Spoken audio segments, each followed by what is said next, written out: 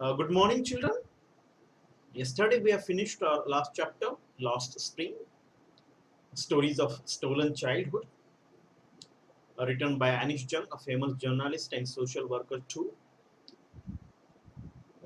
In this today, let us analyze the themes focused in these articles. The very explicit theme that we have in this chapter is child labor. In the beginning, only it was very clear that we were going to see something, we are going to study something about the child labor, because in the introductory movie the paper boy was also talking about the child labor, the children who were working. Dear children, you might be knowing the children working in the tea stalls, working in the hotels, working in the shops, small stores, so groceries. You might have also seen the children on the street, the selling newspaper, selling small toys, or doing some petty works. But apart from these petty works, those are hazardous. There are certain areas which are very hazardous, very unhealthy, very unhygienic, and very hard that they are working in. And Anish Jung in her two articles has rightly pointed out and discussed such kind of child labors, in which there are a lot of hazards, unhealthy conditions, even threatening to their life. We have seen the rag picker shown in the first article. It's not just simply picking the rags, the garbage that they collect, the broken glasses, the metals, the China, articles.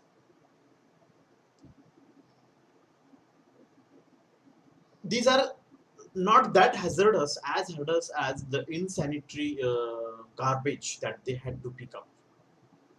The medical plastic or fiber made medical wastage, the electronic wastage.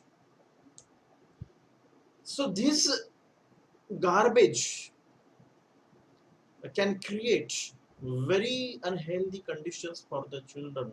And in the place like Delhi, we have seen that many of the children and the elders have been suffering from the asthmas, cancers, TBs, and this could they are getting these diseases, the contagious diseases. Even they have the heart problem, they have the lung problems, the skin diseases. So these are all diseases, the chronic diseases they are getting because of the rat picking only. So rat picking is one of the most unhygienic, unhealthy, and life-threatening labor, uh, in which even the very young children are also involved. Take an example of bangle making. We have seen that how these children were working in the dingy cells in high temperature, where there is no light, where there is no air, and very soon in their early age they have to lose their eyesight and vision. Isn't it a life threatening? And not only there, the children are engaged in mines, children are engaged in factories, the children are engaged in the places where only the children can do some things because of their small size. The industrialists, the owners of the factories, the owners of different kind of companies, they hire the children because they have the double benefit. The work that those are denied by the elders could be done by the children, the hired children, orphan children. And another thing that they have to pay very less, very meager amount. So they save their the payments labor, and they also get easily the the labor force. So in mines, very pathetically, these children are dragged and set to the works. So, and even in manual scavenging, the children are also engaged. One of the the worst work that is done by the children, even now, after 70 years of independence in India, that manual scavenging. So you cannot imagine the pathetic condition of the children that they are going through. So this is what is the first theme highlighted in the chapter. So apart from these references that we found in the story, while writing the answer or while discussing it, you must also refer that in India there is an act, the Child Labor Act, that was passed in 1986, by which it is prohibited to hire the children for work under the age of 14. And this act was later amended in 2016 recently, by which uh, again the children who are between 14 to 18 age, these children cannot be hired in non-hazardous work. These age children can be hired in grocery stores, but not in non-hazardous work. So it is allowed. Even this is also brutal one. In the age that the children should play the games, have the full of joy of their childhood, to play with the friends, to have good education, to learn the things. Actually, they should live the life like a free bird in this particular age. But unfortunately, many children in the many part of our world that we are living in, so they are burdened with the responsibility of earning their livelihood. So this is one part, one side of the child labor.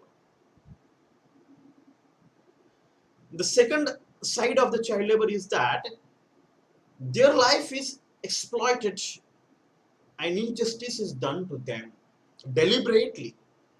There are certain forces in the society, as we have seen in the second article, that the saukars, middlemen, the bureaucrats, the policemen, they these are all people, they are having hand in hand and together giving bribe each to each other, one another. They keep forcing these people, these generations, right from their childhood. They pick up the children and force them into the labor of bangle making. Not only the bangle making, that everywhere certain forces are there, certain systems are there, certain people are there, certain capitalist systems are there, agencies are there.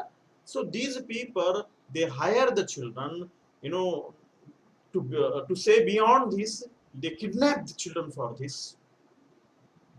Yes, that's truth. That there are millions of lakhs of cases are registered of kidnapping the young children. Who kidnapped them and for what? So this is what they do with the children when they are kidnapped and hired. So it is that another force also, the outside factors other than the poverty factors, the major poverty factor is responsible for this child labor. So this is the present scenario in India and as well as in many other parts of the world. Now, to remove this child labor from the society or in our country, there is only one panacea, There is only one solution: to give education. If we can give better education, the quality education to these children, particularly the vocational education, by which they can, um, learn the vocations and earn in the society and have the respect and honor. So they must be educated, and quality education should be given to them, just not for the sake of, having the formality. That very often it is seen that the government agencies and the government schools are, they are very formal. They're just on the paper, they make the record, and the real education is not transferred to the children. The names are registered, but the children are missing. So the no transformation is going on, just the show is going on. The hypocrite system is running throughout the country, unfortunately. Yes, there are certain agencies, certain schools are there. At some part, to some extent, the government is also working, but this corrupt system has made the things in such a way that these projects launched by the government, very beneficial projects, very good projects actually, so they do not reach to the children, and these children could not get the benefit out of it. But whatever it is, education is the only weapon that can be the only thing that becomes instrumental to remove the child labor from any part, not only from India, in any part of the world. That's the only thing that you could do. And for that, we have a very, very good act in India, very good act, that the rights to education, by which the children are between the age of 6 to 14. So for them, the government is providing free education. No fee is taken from them by the government institution. Privates, they may take. So this facility is given by RT, which was very good act. Uh, but unfortunately, nowadays, the government schools are being closed in a rapid number. So that is a little bit, the thing to be worried about. That maybe these children will divide of this right of education by closing the schools, the government schools. This was the first thing that we have to discuss. The another thing that the causes, we could see in the theme, the causes, the poverty, the greedy commercial setup and industry that we are seeing. Even by the international standards, also this child labor is banned everywhere. So to remove it, education is first thing. Then the laws that we have already in our country, they should be enforced very stringently. It should be it should not be like a farce. Vocational education should be given. Even the government should think of adopting such children, the street children, and the NGOs like Bachpan Bachao Andolan. I'm sure that you must have known this Bachao Andolan, run by the proud Nobel laureate of India, Kailash Satyarthi, who has shared his Nobel Prize with Yusuf Malala, another proud Pakistani young educator. We must say educator. So these such kind of people, such kind of agencies should work for the betterment of these children, and they are still trying to remove the child labor from the society. So this was all about the theme of child labor. Let us go to the next theme. The another theme is about the loss of childhood. This theme could be asked in the exam. Even this the same theme could be asked by another question of justifying the title in the chapter. So, lost of childhood means lost spring, because childhood is considered as the spring season of life. And another subtitle is also there: stolen, the stories of the stolen childhood. Childhood stolen, lost childhood, and stolen childhood. These two different concepts are there. As far as loss of childhood is concerned, is that these children working in these such kind of areas, whether it is rag picking or bangle making or in mines or in farms and factories and in shops and wherever it is, the one thing is very clear that really these children, they have lost childhood flavor from their life. They have lost their childhood. There is no joy that every childhood should have in his life. There is no games and plays that they could have. So the joy is missing. No education in the age of uh, going to school. So there are no schools for them. They even if there are schools, they are not able to go there. So complete divide of childhood phase from their life. In early age, they are burdened with the responsibility of the earning livelihood. They have to earn everything for food. So if they do not earn, they may not get food and die of hunger. So no games, no joy, no education.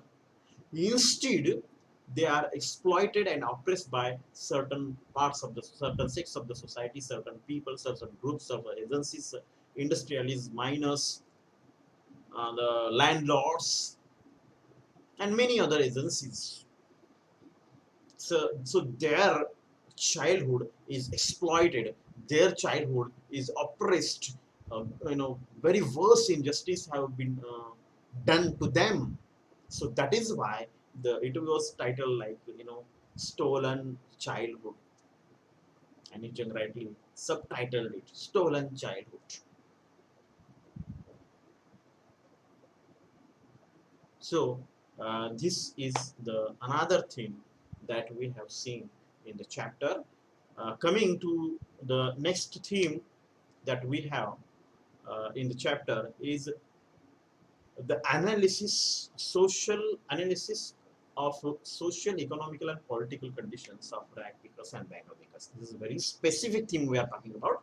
We are specifically talking about the rag pickers and bangle makers and their social conditions, their economical conditions, their political conditions, and its analysis.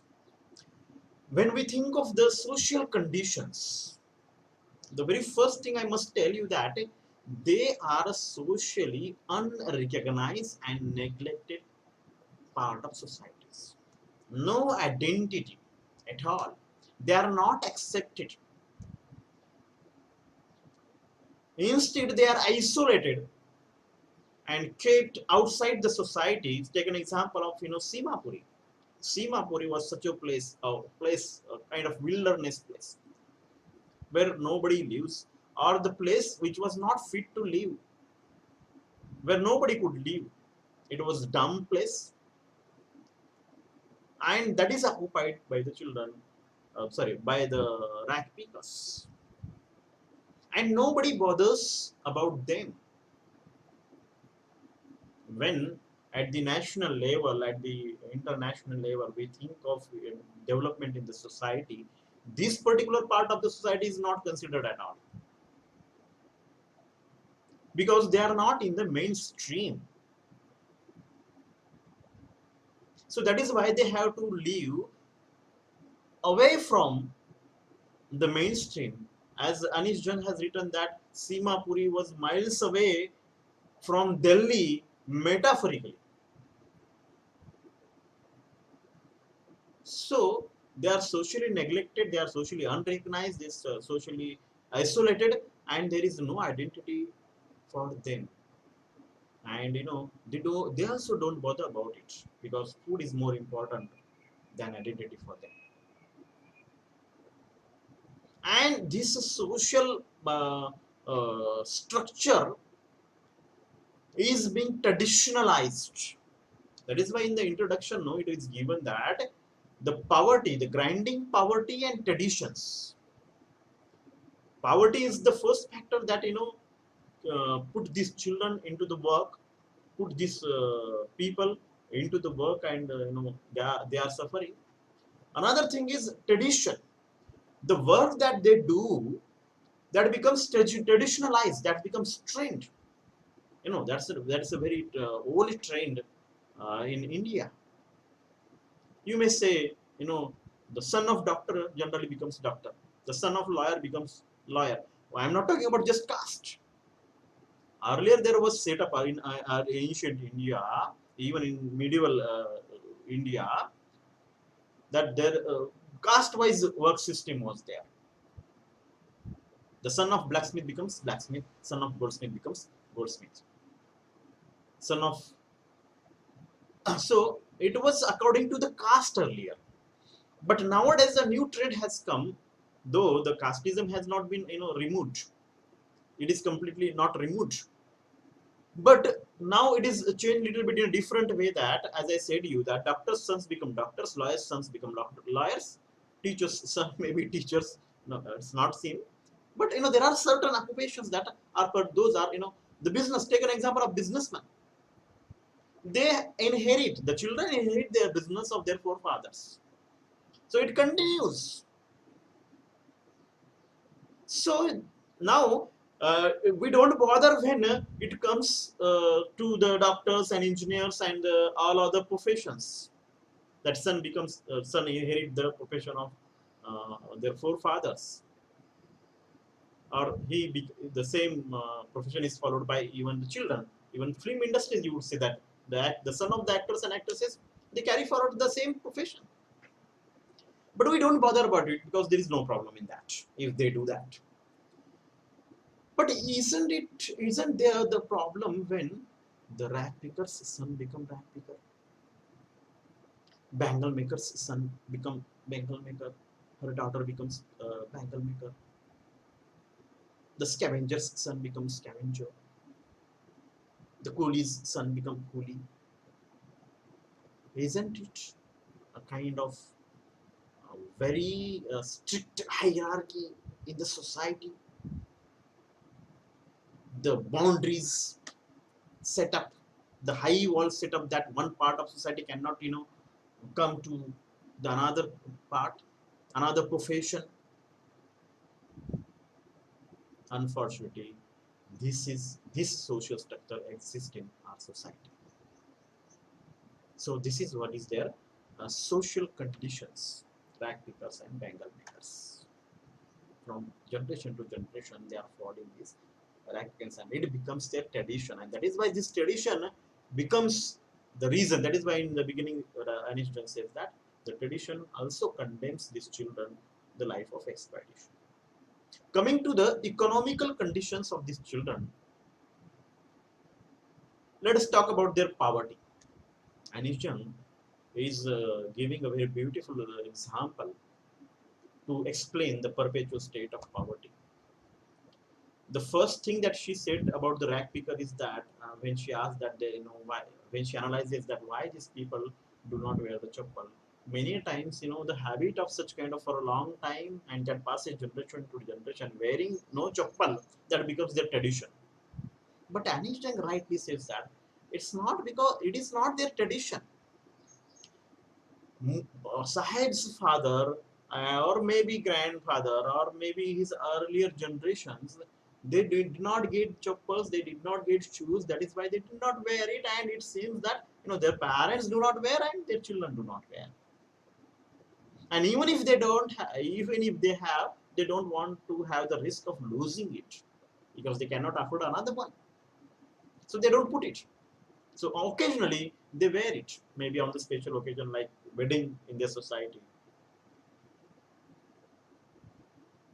So that become tradition. But Anish Jung clearly refuses this could be the reason of their not wearing chappal. She again says that it's not just the lack of money, not just lack of money. There is great difference between lack of having no money, having lack of money, and a perpetual state of poverty. Let's take an example. Suppose I have to buy a car today,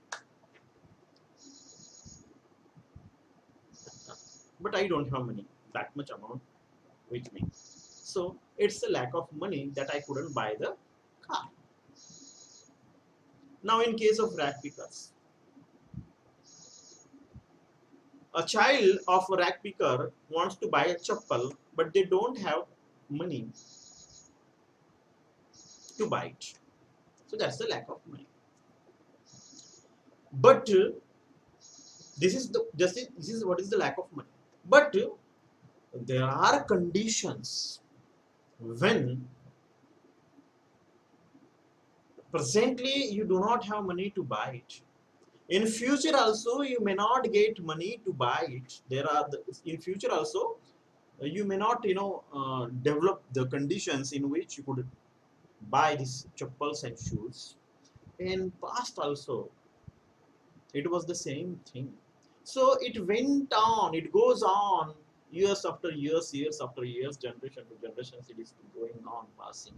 So this is what is called as perpetual state of poverty. So there is no scope. In future, I may have money to buy the car. In future, you may have the money to buy, you know, something that you want. That's just lack of money. But perpetual state of poverty, that there is no chance to improve the conditions, economical conditions. And to explain this point again, she also tells the examples of Udupi story. Certain part of societies, let us take an example. It's an example, just priest, the community of priest.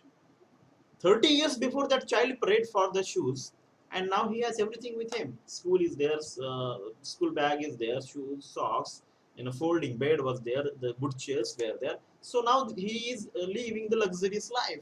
All luxurious things are available with them because the conditions with the community of priests have been changed. And there are a lot of societies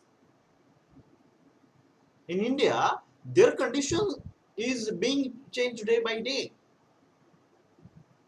Yes, we cannot refuse it. We are improving, we are developing, but it has got the limitation. Limitations are there. The development did not reach to the society like rag pickers and bangle makers. Their condition did not improve. Bangle makers, these people are caught in the web of poverty with the stigma of caste. And there is another vicious circle of sahukars and middlemen, and there generation after generation these people are working in bangle factory only, so they are exploited by these people, so they remain poor. What is there the greatest achievement, Mukesh father's greatest achievement, that he has renovated his house. But Anujan, when she went there and she saw the house, she said called it half built shack and it's not renovated or. And she wondered that if Mukesh father is and Mukesh is saying that it is renovated house and it is their great achievement, they feel proud about it. What about others? It seems that other bangle makers have failed to do this.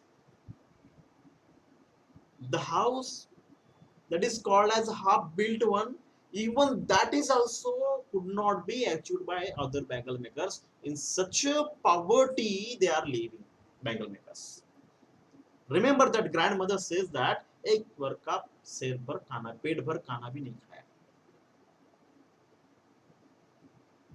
She had not taken full meal just once in her entire life. Imagine. एक भी बार पेट भर खाना नहीं खाया. This is the economical condition of people like rag pickers and bangle makers. Now, coming to the political conditions of these rag pickers and bangle makers, we must understand first what is political conditions. What is their place? What is their position and status in politics or political setup? Remember, these rag pickers have enrolled their name in voters list. They have got ration cards also, by which they get food. So, in this political system, they are accepted as vote banks. Accepted, we should not say, which they are used as vote banks. So they are enrolled there and they are given the ration cards so that they could use, the politicians could use their votes. And that's all, and nothing else. Apart from that, there is no representation for this class of society. There is no leader, political leader there for them. And when this political setup, these political parties or this government system, a political one, no. So when they run the different projects of the social welfare, they never consider this part of society. They take their votes and forget them. Yes, at the time of election, they come and they promises, the fake promises given to the Sahib alum by Anish Jung. She failed embrace later. So Anish Jung says that such kind of promises are abound in the bleak word of Sahib. And it is right. At the time of elections, these politicians and bureaucrats and the people, they come and they promises to these people to do some kind of development, to give employment, to open the schools, to open the hospitals, but to to construct the roads, to give good homes. But after their work is done, after the elections over, they forget everything and they never comes back again till next election. So these, by this way, they are also politically exploited. So this was the another theme that we have in our chapter. Coming to the character analysis of that, we have only two major characters, Sahib and Mukesh, and these are actually the example, the specimens of the group of children, flag pickers and bangle makers, written in the articles by Anish Jung. That how they are exploited in child labor, how they are condemned to the life of exploitations, how they are put into the labors, how they are burdened with the responsibility of livelihood, how the education is denied to them, how joy of childhood is denied to them, is explained in the story in both the cases, in case of Mukesh and in case of Sahib. The only difference of between these two characters is that Mukesh has surrendered or unknowingly got involved or has accepted this responsibility of running livelihood and working in tea stall now. His work changed, but still he is living in poverty. Still, he has lost his freedom, and still he is under the child labor. And he do not think of anything else. Whereas Mukesh is optimistic in his approach. Sahib Alam, he lost his carefree look when he asked that, do you like this job, working in tea stall, when Anish asked. He felt ashamed of it. He did not say anything. But Mukesh is not like him. Mukesh is insisting to be motor mechanic. Mukesh is insisting to learn to drive the car, and for that he is ready to walk miles to the garage. And when he says it, his eyes beams. whereas Sahib looks away. So, a flash of hope, a flash of daring could be seen in the character of Mukesh. So, let us have the same hope with all the children, those who are engaged in such kind of work. So, this was about the characters of the chapter Lost Spring.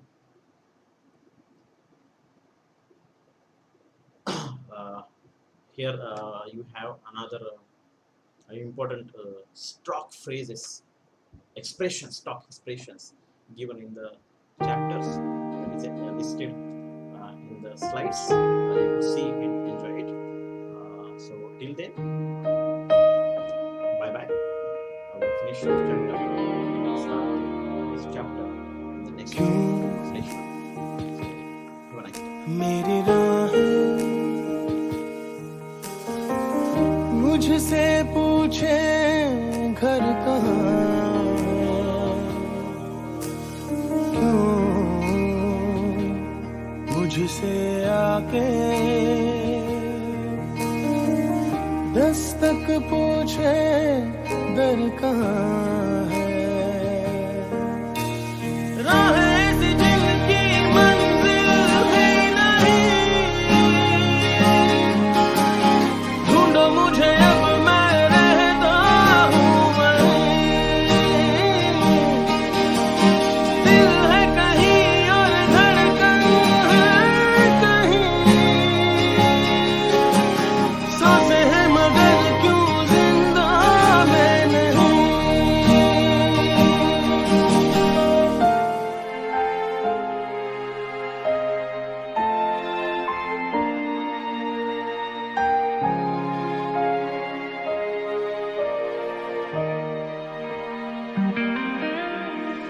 रेत बनी हाथों से यूं बह गई तकदीर मेरी बिखरी है जगह कैसे लिखूं फिर से नई दास्तां गम की स्याही दिखती है कहाँ जो चुनी है मेरी थी रजा रहता हूँ क्यों फिर खुद से ही खफा ऐसी भी हुई थी मुझसे क्या खता तूने जो मुझे दी जीने की सजा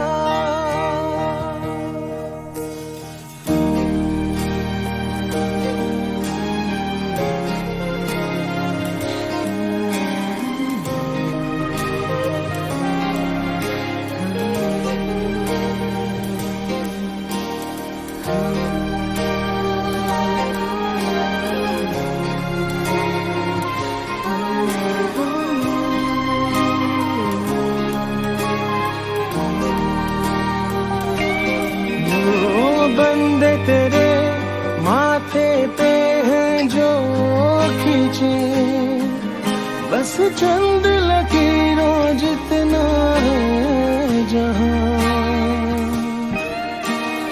आंसू मेरे मुझको मिटा के रहे रब का हुक्म ना मिटता है यहाँ